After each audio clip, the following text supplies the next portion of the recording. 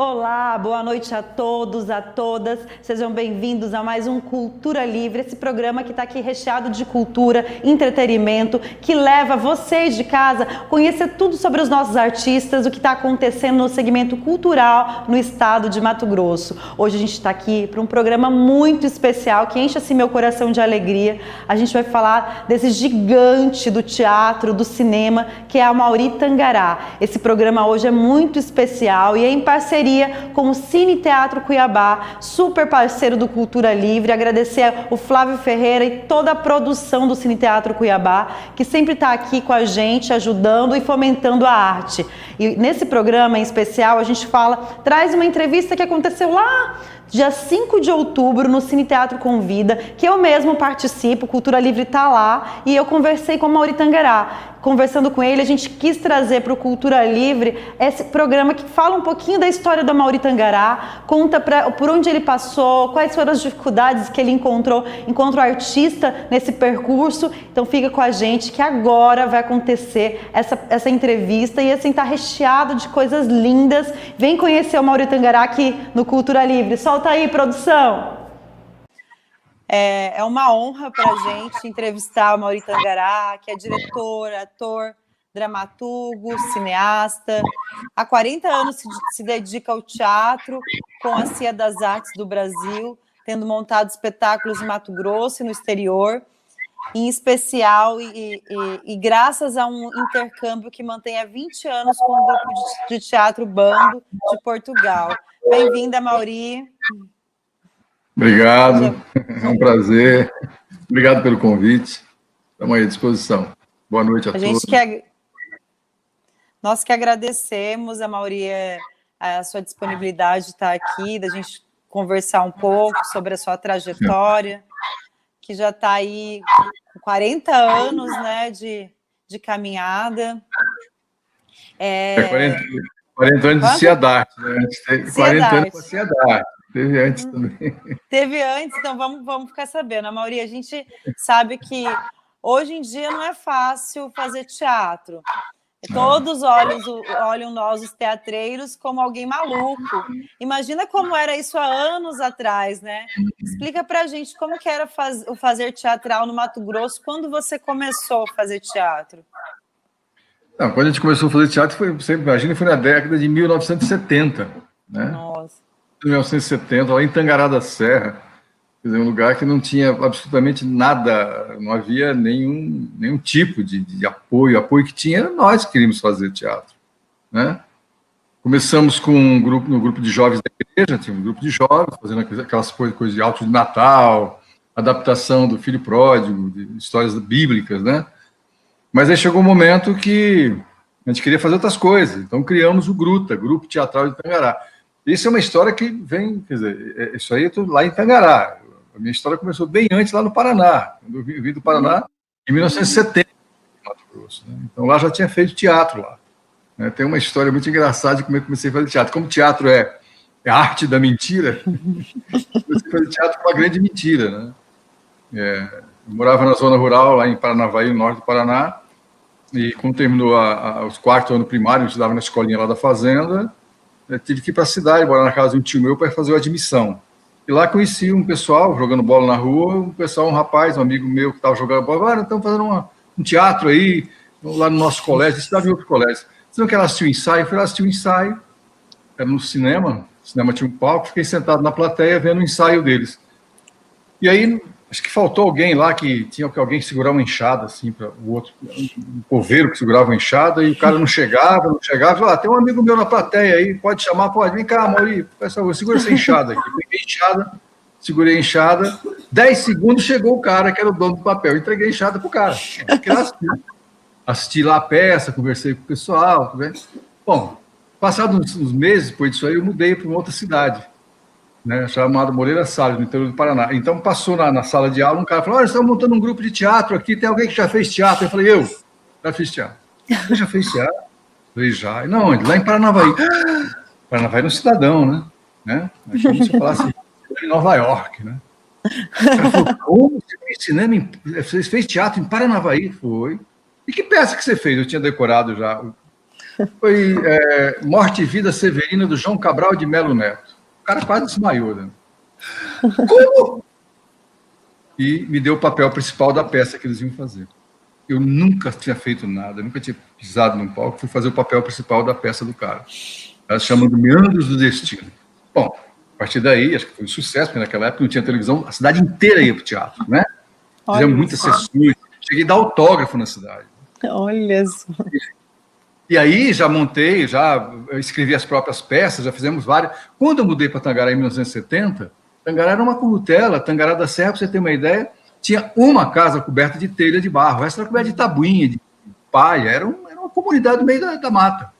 E não tinha diversão nenhuma ali, não tinha nada para fazer, não havia cinema, não havia nada. Depois que abriu um cineminha lá, uma sala de cinema, então lá eu estudava na escolinha lá, que é uma escola que só funcionava à noite, só tinha um motor de luz à noite, resolvi montar um grupo de teatro, começamos a trabalhar, depois foi no grupo de jovens da igreja, aí entra naquela história, depois do grupo de jovens da igreja, a gente queria montar uma coisa mais forte, aí saímos, montamos o Gruta, Grupo Teatral de Tangará da Serra, e foi com esse espetáculo que a gente começou a andar por aí. Pra você ter uma ideia, no dia 8 de abril de 1978, eu tenho até aqui na mão o jornal Diário de Cuiabá, nós viemos fazer em Cuiabá, olha aqui, aí no palco do Cine Teatro, isso tem que sair no dia 15 de abril, essa reportagem, mas foi no dia 8 de abril, aniversário de Cuiabá, olha aqui, o que saiu no Diário de Cuiabá, página inteira, uma peça lá de Tangará da Serra, peça que mexe com o coração.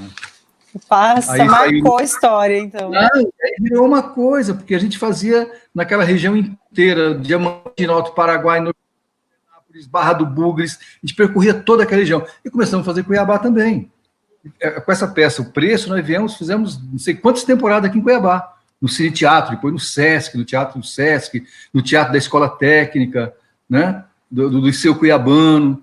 E aí foi, em 80 eu mudei para Cuiabá. Eu vim para Cuiabá, parte do grupo, e a gente fundou aqui um grupo de teatro chamado Sendas e Lendas, né? E começamos a percorrer o estado fazendo teatro. Não havia lei de incentivo, não havia nada. A gente fazia com coisa nossa, entendeu? Aí que surgiu. Não tinha apoio de ninguém. Mas que a gente... E quem estava com você junto? Quem que eram as pessoas que estavam juntas nesse grupo que você monta aqui em Cuiabá? Olha, do pessoal que veio lá de Tangará, até muitas vezes veio o Edmilson Maciel, veio o Ademir Gudrim, que fazia papel principal comigo, o Etevaldo Maciel, várias pessoas que trabalharam comigo lá na época vieram para cá. E aqui pegamos mais um grupo de pessoas aqui, né? O Carlão Gattai, muito tempo, que é o Carlão dos Bonecos, né? Sim. Trabalhou comigo também. Então, a gente montou esse grupo aqui, e depois montamos a Dança dos Tangarás, que aí tinha já um monte de gente, e começamos a participar dos festivais nacionais, aí já surgiu a Federação Mato Grossense de Teatro, eu fui vice-presidente da primeira gestão, depois fui presidente na segunda gestão, e aí na organização isso aí no começo da década de 80, 1980, surgiu a Confederação Nacional de Teatro Amador, eu fui inclusive membro da diretoria nacional, eu fui tesoureiro da Confederação Nacional, né? E presidente da Federação Mato Grossense de Teatro Amador. Tínhamos 28 grupos no estado filiados à federação. A gente fazia mostra, fazia festivais, né? Isso sem nenhum tipo de lei de incentivo, não havia lei de incentivo. E como que você fazia para captar algum recurso? Como que era a captação desses recursos para poder fazer tudo isso? Porque, nossa, era muita coisa. Era na base da vaquinha. Na base da vaquinha. Passava o chapéu depois do... Passava o chapéu. Qualquer coisa, a gente não tinha... Nós fizemos uma viagem com essa peça, O Preço, ainda com o grupo de Tangará, em 1978, depois que a gente veio aqui em Cuiabá, fizemos no Cine Teatro, nós fizemos uma viagem para o Nordeste, velha, com 10 pessoas dentro, né? Com dinheiro que a gente conseguiu, a Assembleia tinha dado aí um dinheiro que dava para pagar a gasolina daqui até Goiânia, mais ou menos, né? E a gente para a vaquinha, estamos no Maranhão, fomos fazer... Fizemos todo o Nordeste, fomos de Campina Grande, na Paraíba, que na época era o maior festival de teatro do Brasil. E foi lá que a gente conheceu as grandes figuras. A gente não estava inscrito no festival. Nós chegamos lá com o nosso carro, todo pintado, porque cada cidade que a gente passava, a gente rebocava, né? Passando Piripiri, São Luís, né? Fortaleza, e o carro estava todo rebocado. Aquele filme Bye Bye Brasil, que foi feito alguns anos depois, eu acho que foi inspirado no que a gente fez, é possível. E a gente, o dinheiro que a gente ganhava na cidade, a gente ia para outra, né? Com aquele dinheiro a gente ia para outra cidade. E chegamos e ficamos sabendo do Festival de Campina Grande e fomos para o Festival de Campina Grande. Só que chegamos lá, claro, já tinha até começado. Começou no sábado, chegamos na segunda-feira. O festival ia até no outro sábado. Mas aí a Eneida Maracajá, a diretora do festival, disse, pelo amor de Deus, nunca houve ninguém de Mato Grosso para essas bandas. A gente não pode deixar vocês ir embora assim, vamos arrumar um jeito de fazer um espetáculo aqui. E caçaram um jeito de fazer um espetáculo no festival. E olha, foi um estrondo. E nesse festival estavam as grandes figuras do Teatro Nacional. Estava Pascoal Carlos Magno, estava Jean Francisco Guarnieri, eram os deuses do teatro brasileiro, estavam todos lá. A Elba Ramalho, que na época ainda fazia teatro, ela foi a primeira pessoa a pular no palco depois do espetáculo e abraçar a gente. Né? E até me arrepio de ver, eu tenho muitos reportagens aqui. E aí saiu assim, um Diário da Paraíba, um jornal da Paraíba, dizendo o seguinte, falando sobre o festival todo, e colocou aí, Mato Grosso com seu preço, este sim, o senhor espetáculo. Olha só. Aí a gente ficou... Aí Itangará ficou pequeno, por isso que a gente veio embora para Cuiabá.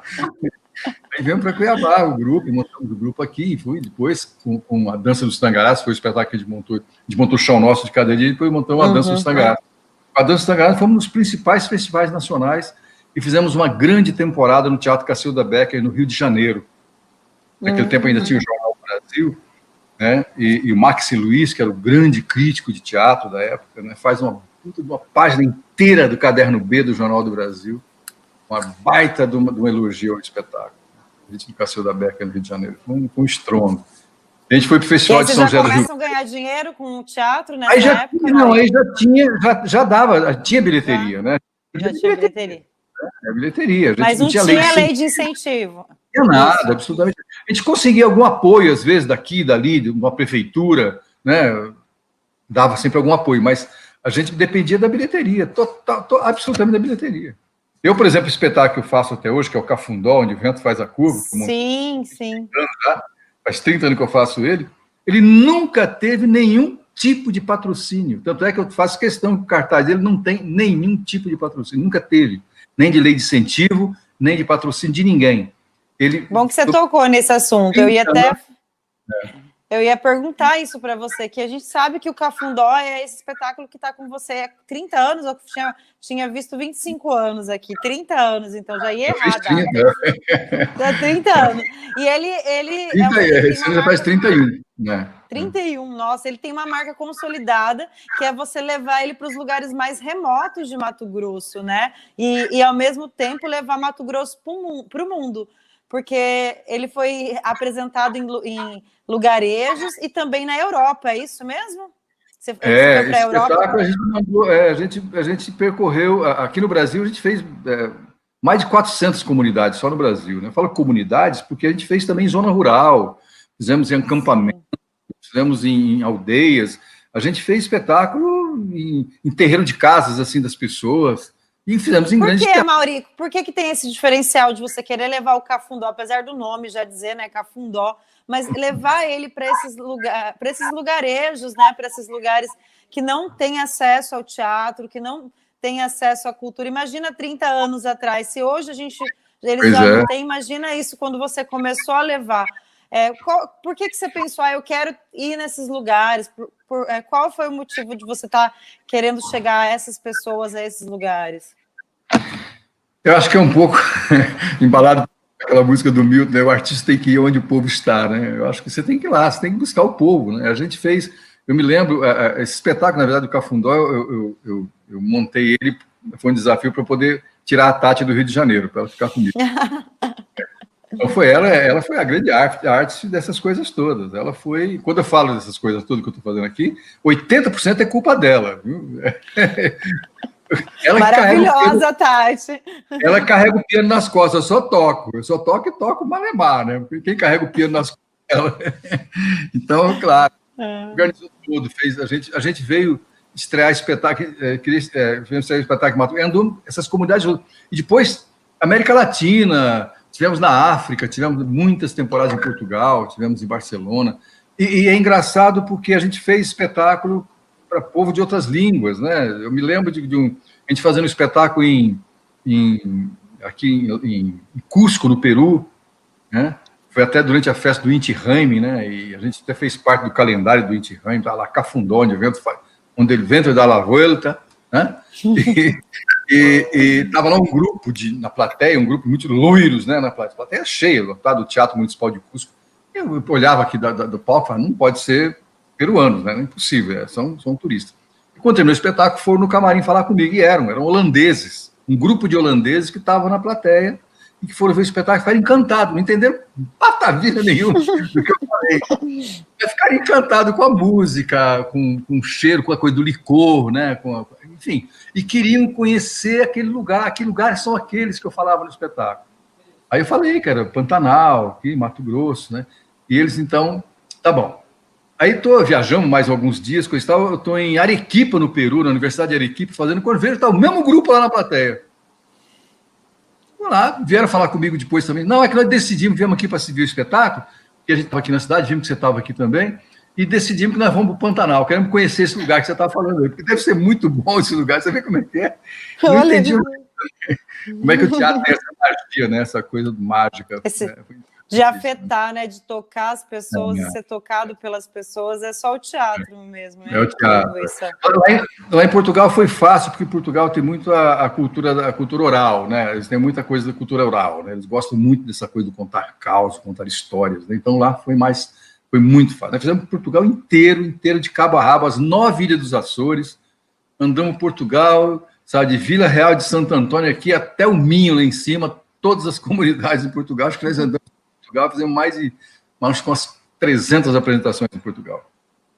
É isso. E Portugal tem a facilidade de ser línguas irmãs também, né, do Brasil. Apesar que tem muita diferença. Sim, né? tem, mas... Tem algumas palavras, algumas coisas que tem que arrumar aqui, ajeitar, não dá certo. Realmente.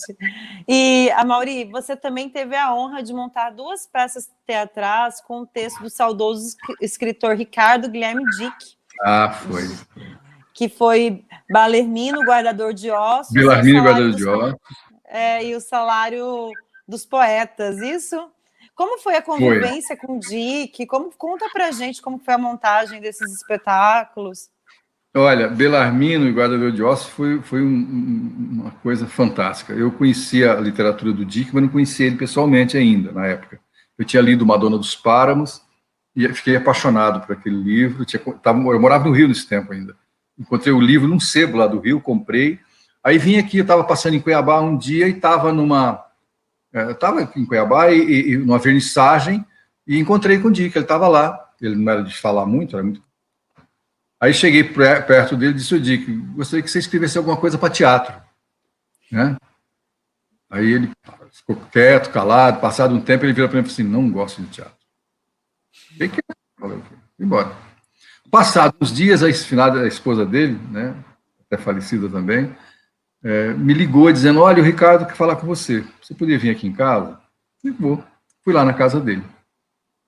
Cheguei lá, ela me recebeu, entrei no escritório dele, está sentado naquela maquininha que ele escrevia, né, aquela maquininha ainda datilografia ali, né? Só apontou uma cadeira para mim, assim, eu sentei lá, não falou nada, não me deu bom dia, nada. Ficou ali. Tirou o papel, botou outro papel na máquina, clac. Passado uns 40 minutos, ele arrancou aquele papel, grampeou, virou para mim e falou assim, monta. Aí eu olhei e estava escrito assim, Banzo, o monólogo para Amaury Tangará. Bom, peguei aquilo, vim para casa e fui ler aquilo. Olha, eu nunca me senti tão... me senti uma formiguinha embaixo da pata de um elefante, sabe? Me senti assim... Porque era um texto tão avassalador, tão... Sabe, era fantástico, mas eu não, era totalmente fora das minhas possibilidades, né? Como ator, como diretor, de fazer aquilo. E ele aí ficou me ligando o tempo todo. Ele não, porque ele não falava, mas a esposa me ligando, olha, o Ricardo quer saber quando é que você vai montar a peça dele, quando é que você vai montar. E eu, como, cara? Não tinha coragem de montar aquilo. Até que um dia me deu um estalo, eu tinha acabado de filmar meu primeiro filme, Oitava Cor do Arco-Íris, até que tem o cartaz aqui atrás, ó, Oitava Cor do Arco-Íris. tinha filmado ele em 2002 e não tinha conseguido finalizar, ele estava na lata. Eu fiquei deprimido com aquilo, né? Eu e a Tati também, a gente deprimido com aquilo tudo. Eu falei, agora é a hora boa, vou montar aqui essa peça do Dick. E resolvi montar, e entendi que ele não estava me dando um texto de teatro, estava me dando personagens fantásticos, né? Convidei o Romeu Benedito, para fazer o papel, né, do guardador, do Belarmino, e montei aqui mesmo, aqui no Cerrado, aqui de Chapada, aqui onde eu moro, aqui na Florada da Serra, aqui no meio do mato, meu. Ensaiava lá no meio do mato. No sítio, né? Foi no sítio seu aí. Foi no seu sítio, né, em Chapada. É no sítio, aqui na Florada, aqui é um bairro, né? Uma Florada. É a minha, o resto era só cerrado. Então a gente resolveu montar aí.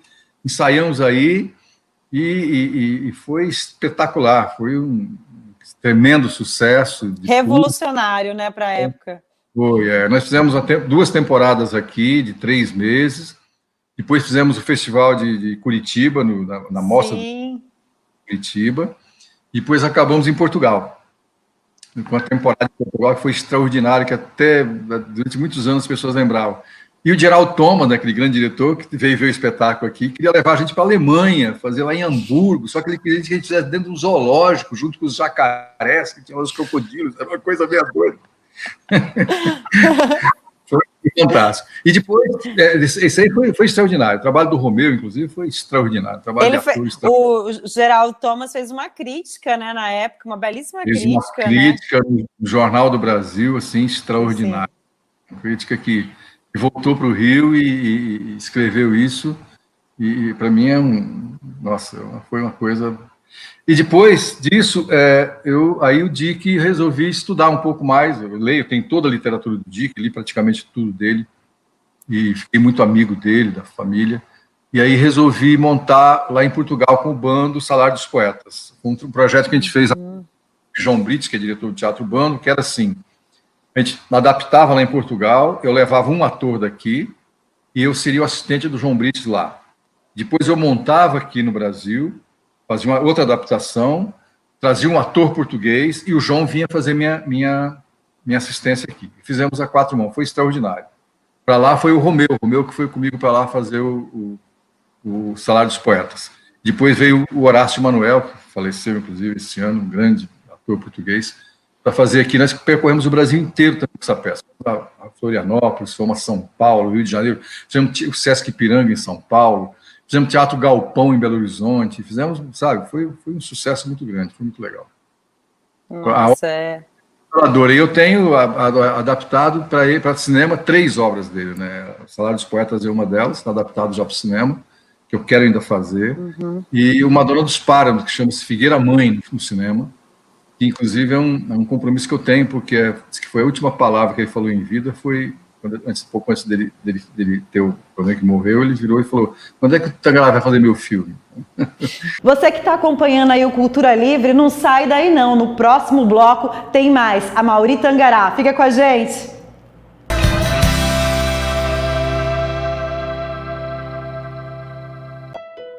Quando eu era pequena, eu e meu pai inventamos uma receita especial. O amor pela cozinha era o nosso maior passatempo. Essa paixão se transformou em negócio e, se depender de mim, eu vou tornar a nossa receita um grande legado. Quando se trata de grandes planos para cuidar da saúde da sua equipe, a Unimed é especialista. Com a Unimed você tem soluções em saúde que combinam com o seu negócio. Vamos cuidar da sua empresa? Escolha o seu grande plano. Cuidar de você. Esse é o plano. Para você que está buscando o estilo de vida mais saudável e perder uns quilinhos que ganhou na quarentena, temos a solução mais gostosa. É Fit! Culinária saudável. Pratos deliciosos sem glúten, sem açúcar e sem lactose, mas com muito sabor e qualidade. Temos a versão saudável de todos os pratos que você adora. Lasanha, panqueca, nhoque, coxinha assada, quibe, bolo de cenoura com chocolate, brownie, torta gelada no pote, caldos e muito mais. Conheça nosso cardápio e monte seu kit de refeições e lanches Fit pelo WhatsApp 981444444 e 98150-2113. Atendimento de 9 às 22 horas. Estamos atendendo pelo iFood. Vem ser feliz com Fit.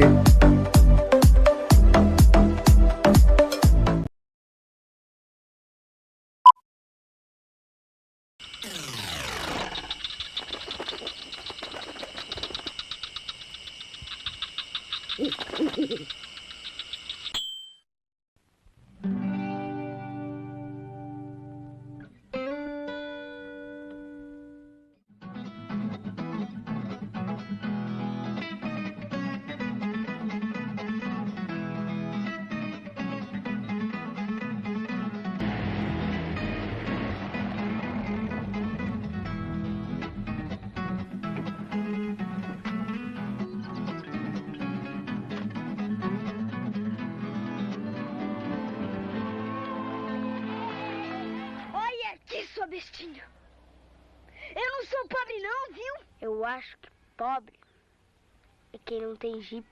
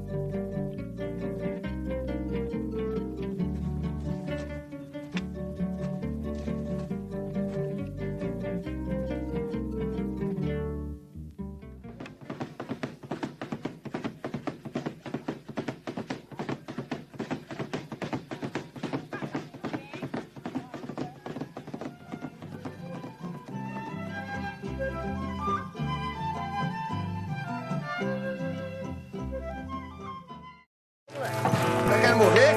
Você não quer que ela vai pro céu? Tá na zona.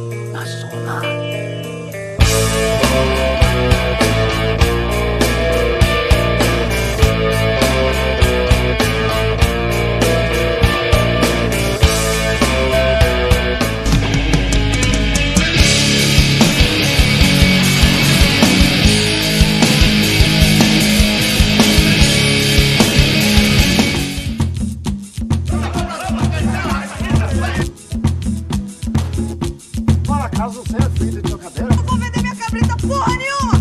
Que safado!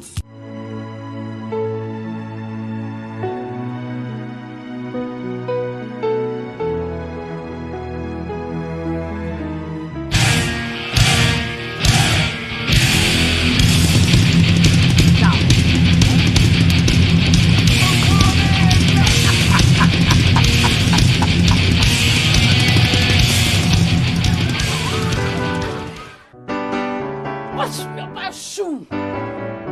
Aleluia, irmãos! Aleluia! Você pode, né? Ô, guri! Quantas cores do arco-íris que é trama nesse enredo. As conhecidas são 7 e a 8ª. Boa tarde, dona. Boa tarde. Por favor, a senhora conhece por aqui um senhor chamado Geraldo Firmino? Dizem que essa história aconteceu há quase 30 anos atrás.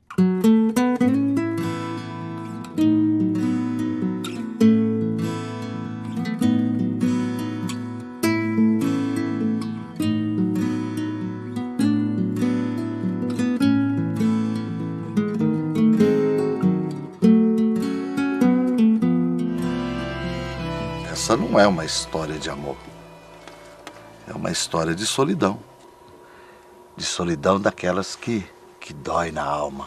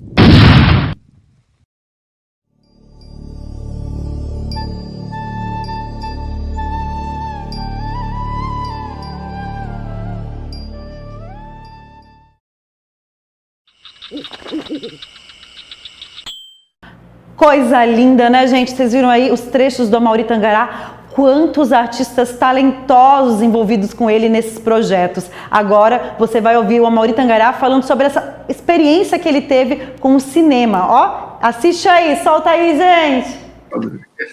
E Tangará, conta pra gente como que foi essa sua transição do teatro para o cinema? Como que foi isso? Ou você acha que não existe transição, que um tá ligado ao outro?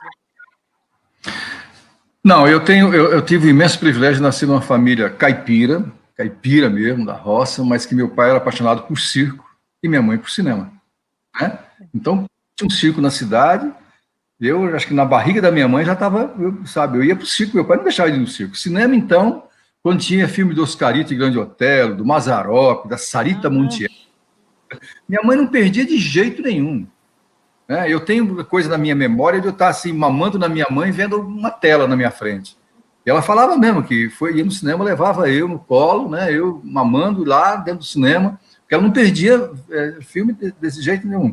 Ia de carroça a cavalo, porque tempo não tinha um carro ainda. Depois que teve um Jeep, né, depois consegui comprar um Jeep. Então, eu desde muito tempo, o cinema e o teatro, porque o circo tinha o teatro, o circo tinha os dramas que se faziam no circo, coisa e tal. Sempre esteve muito presente na minha vida, né? Eu sempre quis fazer cinema, sempre.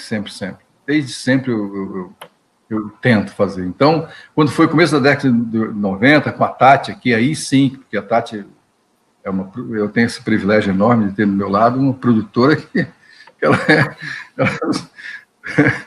eu não digo que não faz milagre, faz até milagre. Ela consegue fazer coisas impressionantes. A gente conseguiu, com as ideias todas que eu tive, ela conseguimos realizar e colocar, né? Então, eu já fiz muita televisão, fiz muita publicidade, trabalhei no começo da década de 90, aqui em Cuiabá, por exemplo, tinha 2 agências de publicidade e tinha uma grande produtora só. Né? E eu que diria, quase 90% dos comerciais estavam, às vezes, no ar feito aqui, eu estava envolvido neles, né? Dirigindo, fazendo, enfim. Fiz muitos comerciais para televisão, isso me deu bastante noção. E depois, quando eu fui também depois para o Rio de Janeiro, fui trabalhar na Globo, fiz algumas coisas lá também, novelas, coisas tal, papéis não muito importantes, mas foi uma grande experiência também, né? Serviu como experiência de estar lá, de ver como é que faz, eu me lembro que na última novela que eu fiz, o Que Rei Sou Eu, como meu papel era muito pequenininho, não tinha mais, e o Jorge Fernando, o diretor, era meu amigo, eu falei, Jorge, deixa eu ficar ali meio, né, por trás ali para ver as coisas junto. Não, tudo bem. Então, eu fiquei meio ali, eu estava querendo fazer um certo estágio de direção já, sabe? Então foi. Aí começou em 97, conseguimos fazer o primeiro filme, que foi O Pobre Que Não Tem Jeep. Em 1990. Isso, eu ia falar, é um média-metragem, né? Foi um média-metragem. É um média-metragem, Pobre Que Não Tem Jeep, que foi... Você sabe quando você faz uma coisa? Porque a primeira vez que eu vi na minha vida uma câmera em 35mm, não sabia nem como é que funcionava aquilo, se era a lenha, se era a vapor, a gasolina, como é que era. Né? E de repente, eu tinha uma história na minha cabeça, eu sabia que eu queria contar aquela história e sabia mais ou menos como é que eu queria contar, mas não sabia como. Aí trouxe duas figuras do Rio de Janeiro, né? Uma delas, inclusive, né, que é o Mauro Pinheiro, que é um grande diretor de fotografia hoje, e o Lula Carvalho. O Lula Carvalho, que acabou de fazer agora em Hollywood lá, né? Esses grandes filmes de Hollywood, tá lá. Veio fazer assistência de câmera, ele era molecão ainda. Então, assim, foi o primeiro projeto da Lei Hermes de Abreu, com a lei criada de incentivo à cultura em Mato Grosso. Só que ninguém sabia como funcionava aquilo. Não conseguia, ninguém sabia. Então, eu me lembro que eu percorri algumas empresas em Cuiabá, as pessoas diziam, mas o que é isso? Não sei o que é. Aí teve alguns empresários que falaram, mas você precisa de quê? Aí eu preciso disso. Não, isso aí eu arrumo. Ah, eu preciso de hotel. Não, isso aí eu dou. Então, a gente foi fazendo meio que uma vaquinha para poder fazer um filme. Aprovamos um projeto de 20 mil reais na época, né? 20 mil para fazer um filme. Você imagina, com câmera 35 mil, trazendo gente de fora. E conseguimos fazer. E aí foi uma loucura, porque eu me lembro... Eu ia falar que loucura mesmo. Loucura. E aí, quando o filme ficou pronto, fui para o Rio, fui montar lá no CTAV, que ainda tudo montado na moviola ainda, né? Aquele negócio de corta, cola, corta. Como era o cinema antigamente. E eu me lembro, quando o filme ficou pronto, falei, vou estrear em Cuiabá. E tinha inaugurado um dos primeiros cinemas em Cuiabá, que era no Shopping Três América. Então, reinaugurado, né? Porque tinha já o Cine Teatro, tinha fechado, tinha o Bandeirante. Resolvemos fazer lá. E era, você vê como é que fazia cinema. Eu me lembro, o Bandeirante ainda funcionava, ainda o Cine Bandeirante. Eu me lembro que quando a gente filmou a primeira lata de filme, a gente tinha que saber como é que estava a cor, como é que estava a luz daquilo lá. Sabe quando fizemos? Mandamos aquilo para São Paulo para revelar, né? Botamos no avião aqui, foi para São Paulo. Uma semana depois voltou. A gente pediu para o Bandeirante ligar lá a máquina para projetar lá, para a gente ver como é que estava a luz, como era aquilo mesmo ou não era. Olha como é que era difícil fazer cinema.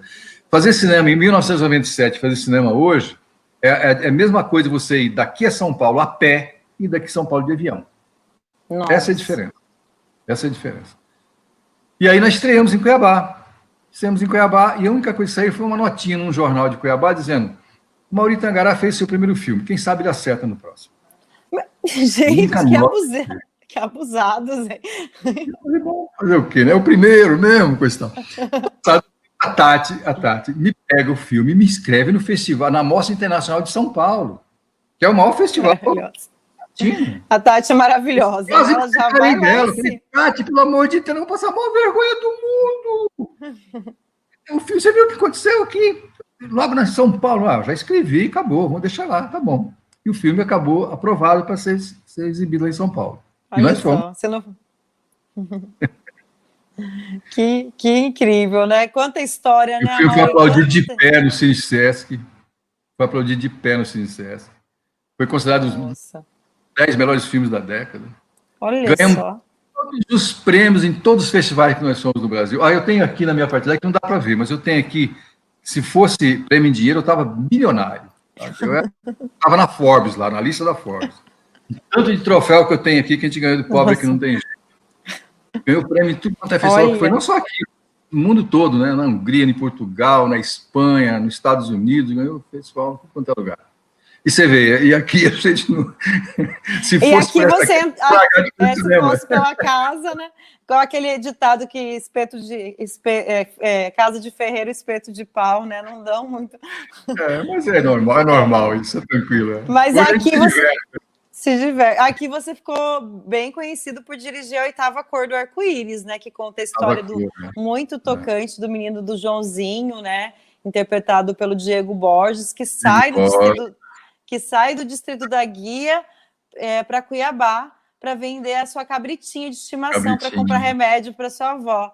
O que você pode falar para a gente desse trabalho incrível aí, que é a 8ª Cor do Arco-Íris? Pois é, 8ª Cor do Arco-Íris é uma coisa muito inspirada. Eu, na época, eu estava começando a me apaixonar pelo cinema iraniano, pelo cinema do Irã, né? Mark Malbaf, do Kiarostami, eu me apaixonei por esse tipo de cinema, que é um cinema muito simples, né? O Irã tinha acabado de sofrer um terremoto que tinha acabado com quase tudo, então as pessoas faziam cinema na Bacia das Almas, né? E faziam filmes maravilhosos. Eu acho que influenciado por aquilo tudo, acabei fazendo a 8ª Cor do Arco-Íris. Depois foi uma coisa muito engraçada, porque depois, quando o filme estreou aqui no Brasil e passou em alguns festivais, né? eu me lembro o nome dele agora, me apelidou de, como é que era? De cineasta iraniano, que eu era no Brasil fazer cinema iraniano. Aquele filme meu parecia um cinema iraniano. E esse negócio começou a rolar.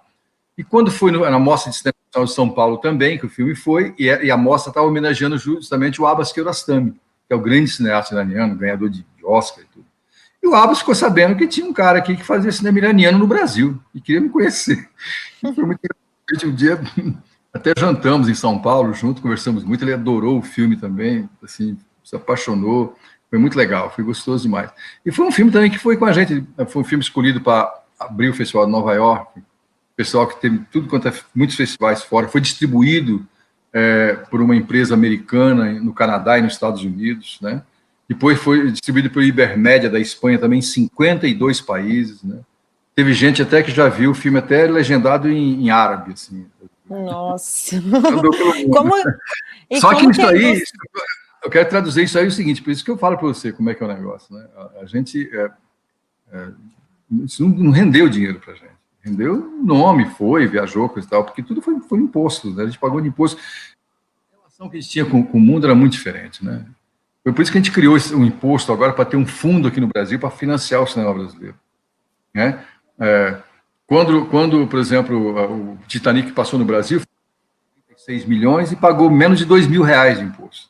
Uhum.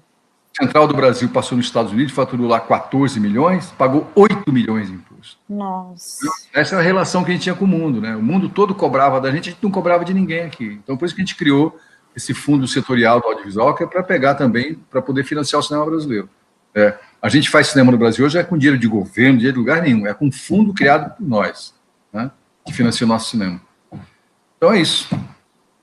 E, Amaury, você achou que Mato Grosso estava pequeno demais, né? Foi para a Europa com peças suas mato-grossenses, fez parcerias com o maior grupo de teatro de Cuiabá, que é o Teatro Bando. Teatro de Portugal. Teatro de Portugal. Participou do Expo 98, 100 anos da República de Portugal em 2010, Neyuri, né, em 2014.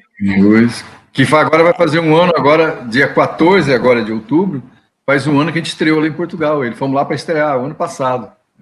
Deixa eu falar, isso aí, foram vários trabalhos, mas principalmente junto com o Bando, foi o trabalho, a Tati passou a produzir o espetáculo do Bando, né? A Tati produzia a maior ópera já feita em Portugal, que foi a Saga, né? Feito no Mosteiro dos Jerônimos, com 110 músicos da Marinha, com 2 bandas heavy metal, sabe? Assim, monstruosa, tudo produção dela. E os 100 anos da República Portuguesa também, que foi feito no centro de Lisboa, com 300 atores, foi produção da Tati. Ela que produziu. Eu, inclusive, eu fiz assistência de direção do João nessa, e depois trabalhei com a RTP, para transmitir para o mundo inteiro, foi transmitido ao vivo para o mundo inteiro, e eu fiquei na mesa de corte da RTP, como eu conhecia bem o espetáculo, para fazer a direção de televisão da transmissão desse espetáculo. Mas foi produção da Tati, os 100 anos da República Portuguesa. Foi um grande espetáculo, no centro de Lisboa, e produção dela.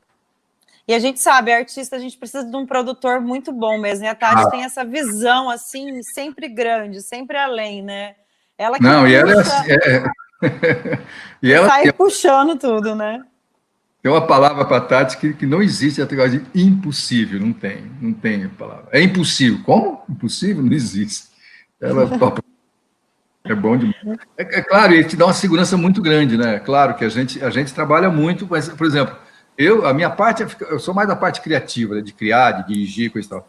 Mas você produzir um espetáculo, um filme, o que está atrás disso aí, as pessoas não imaginam o que é. Sim. Né? O trabalho que dá. Produzir uma coisa, você vê agora essa que nós fizemos no Pantanal, né? A produção. Exato. O Cultura Livre ainda não acabou. Agora, no último bloco do Cultura Livre, a gente vai ter um depoimento muito tocante do Amaury Tangará, falando da situação do nosso Pantanal em chamas. Então, fique com a gente aqui no Cultura Livre e não perca o nosso último bloco. Vem para a TV Gazeta!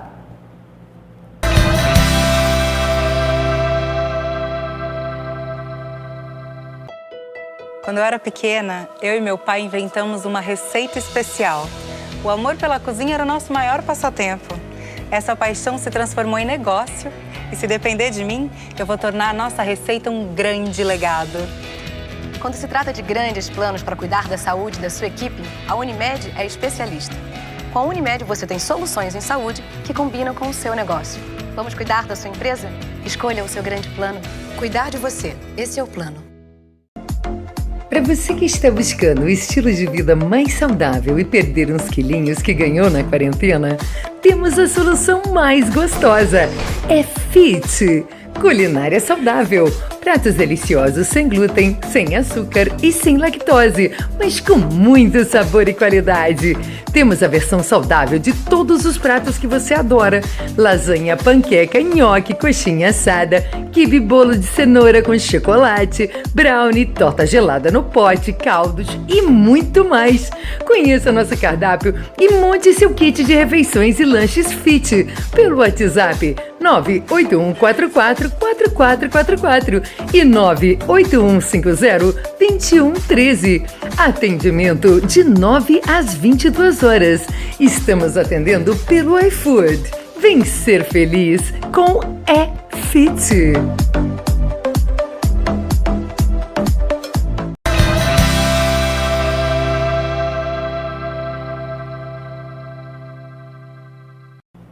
Olá, boa noite. Para você que ligou agora a TV, o Cultura Livre hoje é especial Amaury Tangará. No bloco anterior, a gente falou um pouquinho sobre a carreira do Amaury Tangará. E neste bloco, nós vamos mostrar para vocês trechos dos principais filmes que o Amaury Tangará fez. Assiste aí, solta aí, gente!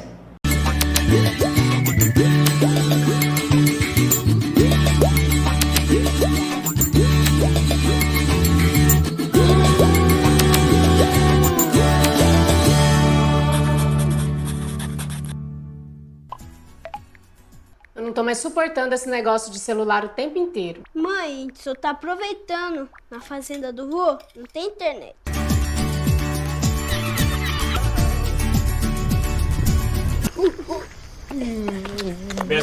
E tanto que tem surpresa pros dois. Olha. Ele vai passar as férias aqui fazendo experiências culinárias. Olhem lá pro céu. Lá debaixo do pé de manga. Vamos lá pra ver, João? Vamos. O que é aquilo? A casa.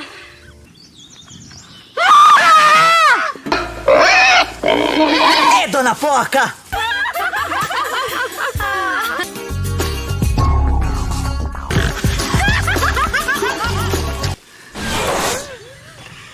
A gente acaba de atravessar um portal de tempo e espaço. Corre, compadre!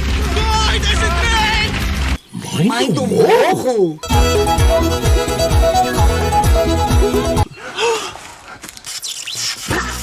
Pronto!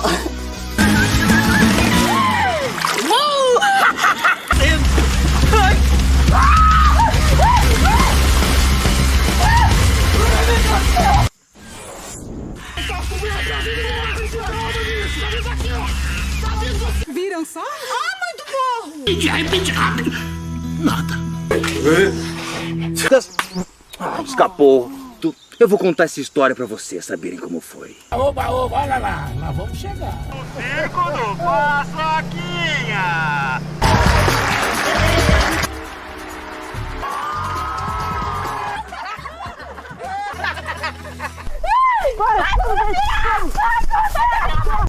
Vamos. Pronto.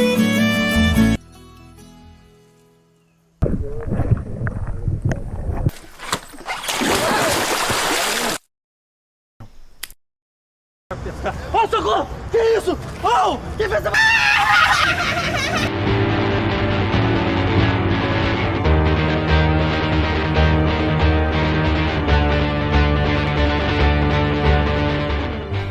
Vai!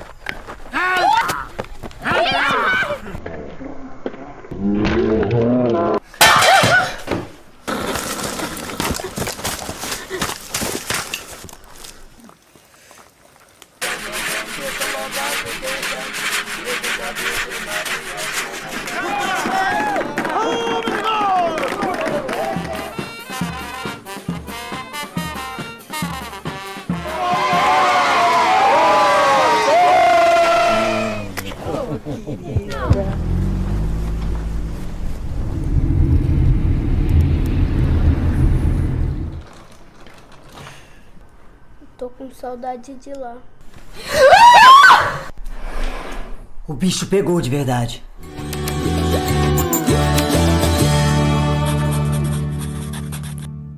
Coisa linda, né, gente? Escutar e ver o Amaury Tangará, ver o trabalho dele, esse trabalho lindo que a gente pôde dar uma olhadinha, uma espiadinha aí. Para você que quer conhecer mais sobre o Amaury Tangará, joga no YouTube, lá tem muito trabalho dele. Então vocês podem também conhecer um pouco mais sobre esse cineasta matogrossense, esse teatreiro matogrossense.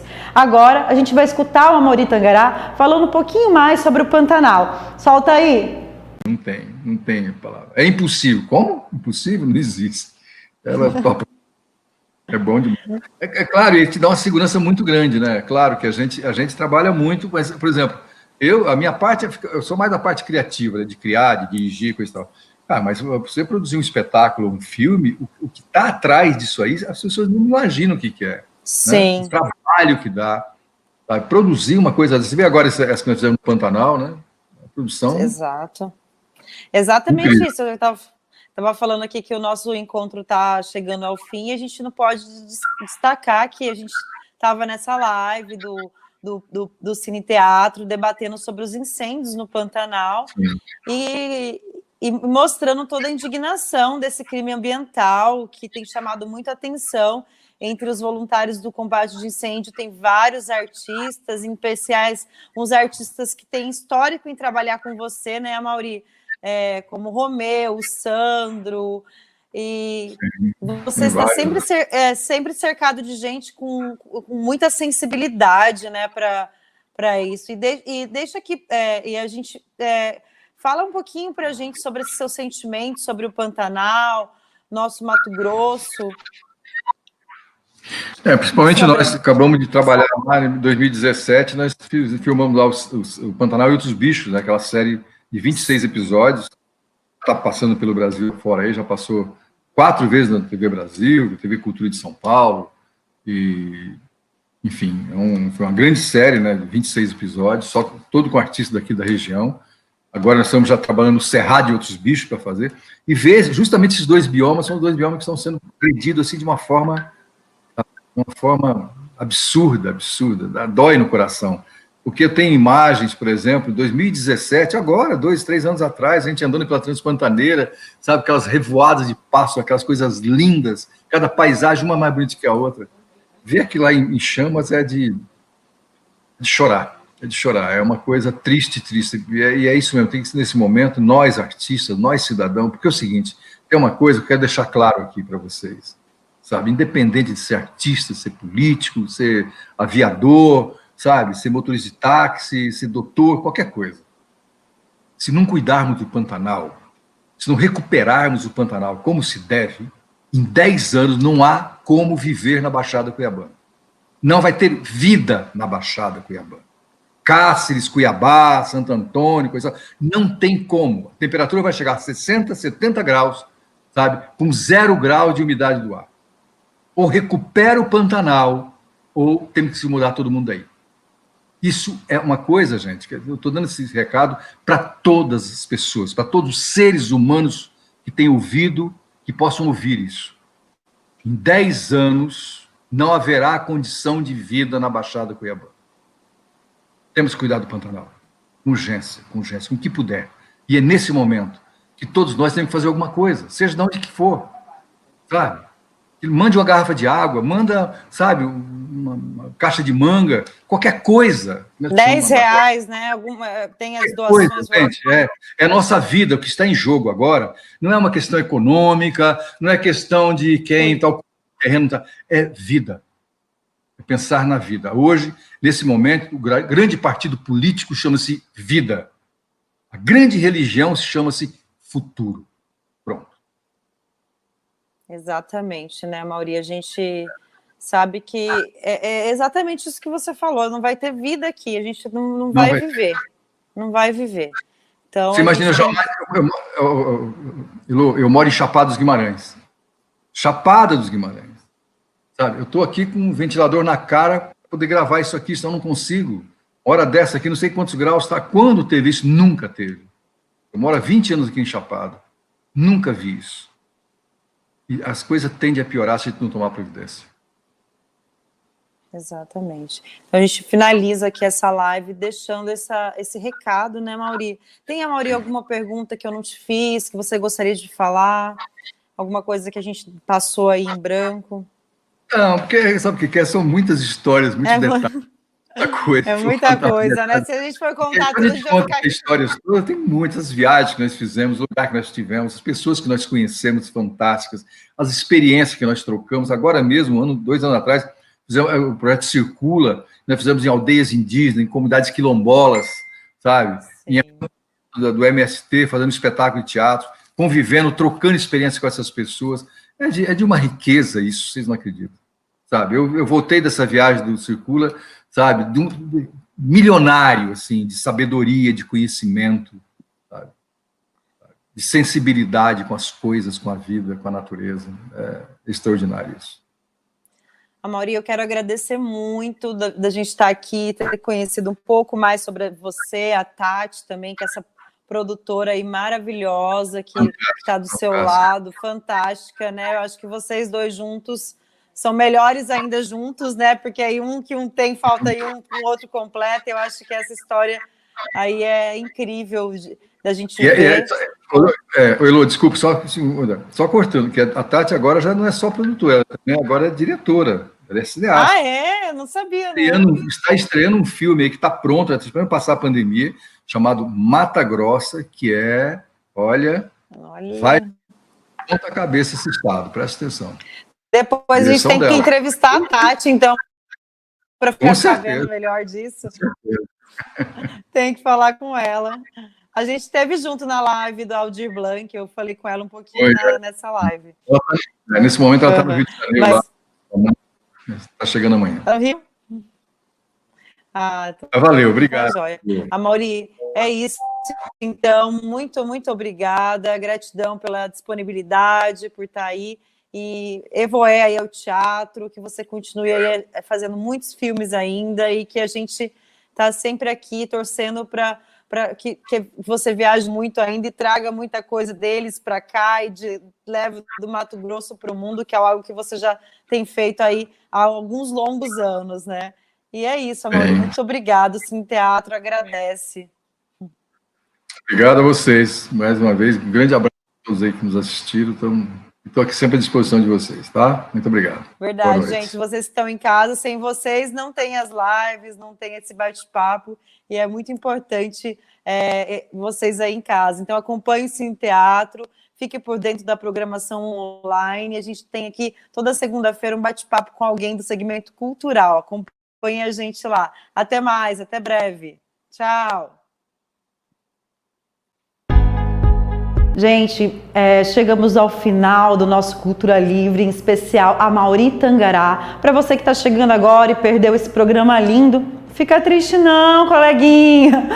Sábado, às 21 horas, a gente tem o reprise aqui na TV Gazeta. Então, sintoniza aí com a gente, 19.1. Assiste esse programa que está repleto de coisas lindas. E em breve, o Cultura Livre também vai ter novidades aí, Cultura Livre no YouTube. Então, fica com a gente, que tem muita coisa boa ainda acontecendo.